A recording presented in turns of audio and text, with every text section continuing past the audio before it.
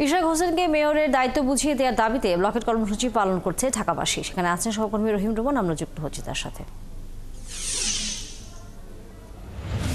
Roman, এই মুহূর্তে সেই কর্মসূচির খবরাখবর জানাবেন এবং যেমনটা এর আগে বলেছিলেন এখানকার যারা ইশরাক হোসেনের সমর্থকরা আছেন যে আজকের ব্লকেট কর্মসূচির পর দাবি মেনে না নেওয়া হলে আরো কঠোর কর্মসূচি তারা দিতে যাচ্ছেন। কি ধরনের কর্মসূচি তারা দেবেন? তানিয়া, টানা 4 দিন বিক্ষোভ কর্মসূচির বিক্ষোভ অবস্থান কর্মসূচির পর গতকাল কিন্তু আজকের এই ব্লকেট কর্মসূচি ঘোষণা করা হয়েছিল, যার কারণে সকাল থেকেই কার্যত নগর ভবনে নগর সেবা প্রত্যাশীদের কোনো রকম সেবাই কিন্তু তারা নিতে পারছেন না। যদিও আজকে এই ব্লকেট কর্মসূচি কেন্দ্র করে যেই পরিমাণ লোক সমাগম ইশরাক হোসেনের সমর্থকদের যে সমাগম হয়েছে, সেই সমাগমের কারণে আশপাশের যেই সড়কগুলো আমরা দেখছি প্রত্যেকটিতেই প্রায় বন্ধ হয়ে আছে। প্রত্যেকটিতেই ইশরাক হোসেনের সমর্থক সহ বিএনপি ও এর সহযোগী সংগঠনের নেতাকর্মীরা অবস্থান করছেন।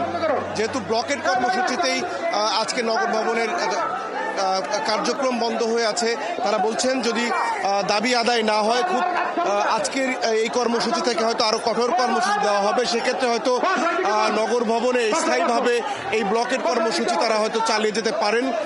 তারা বলছেন যেহেতু রায়ের পরে এই নির্বাচন কমিশনের গেজেট প্রকাশের পরে একটা দীর্ঘ সময় পেরিয়ে গেছে, তারপরেও সরকার যেহেতু দাবি মেনে নিচ্ছে না, সেই জায়গা থেকে তারা নতুন করে হয়তো ব্লকেডের যে কর্মসূচি, এই কর্মসূচি হয়তো আরো দীর্ঘদিন হয়তো হতে পারে, যার কারণে মূলত দক্ষিণ সিটি কর্পোরেশনে যারা বসবাস করেন সেই নগরবাসীরাই হয়তো ভোগান্তি আরো বাড়বে।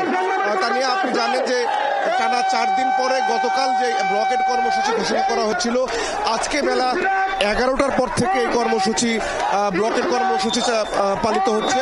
এই ব্লকের কর্মসূচিতে আমরা দেখছি যে দক্ষিণ সিটি কর্পোরেশনের বিভিন্ন এলাকা থেকে বিভিন্ন ইউনিটের নেতাকর্মীরা, মহিলা দল সহ বিভিন্ন সহযোগী সংগঠনের নেতাকর্মীরা কিন্তু বিভিন্ন স্লোগান দিচ্ছেন। এই মুহূর্তে নগর ভবনের সামনে ট্রাক দিয়ে একটি অস্থায়ী মঞ্চ বানানো হয়েছে, যেই মঞ্চ থেকে গান পরিবেশন করা হচ্ছে বেশ কিছুক্ষণ ধরেই। আপনি জানেন যে বিএনপির যেই সাংস্কৃতিক সংগঠন রয়েছে, সেই সাংস্কৃতিক জোটের প্রধান ইথুন বাবুর নেতৃত্বে আমরা দেখছি যে নগর ভবনের যে প্রধান ফটক, সেই প্রধান ফটক সকাল থেকেই কিন্তু তালাবদ্ধ অবস্থায় আছে। তার সামনে ট্রাক দিয়ে অস্থায়ী মঞ্চ বানানো হয়েছে, সেই মঞ্চ থেকে এখন বিভিন্ন প্রতিবাদী গান পরিবেশন করা হচ্ছে এবং যেই স্লোগান দেওয়া হচ্ছে, মূলত যেই স্থানীয় সরকার উপদেষ্টা আসিফ মাহমুদ সজীব ভুইয়া আছেন তার অপসারণ দাবি করছেন, তার পদত্যাগ দাবি করছেন।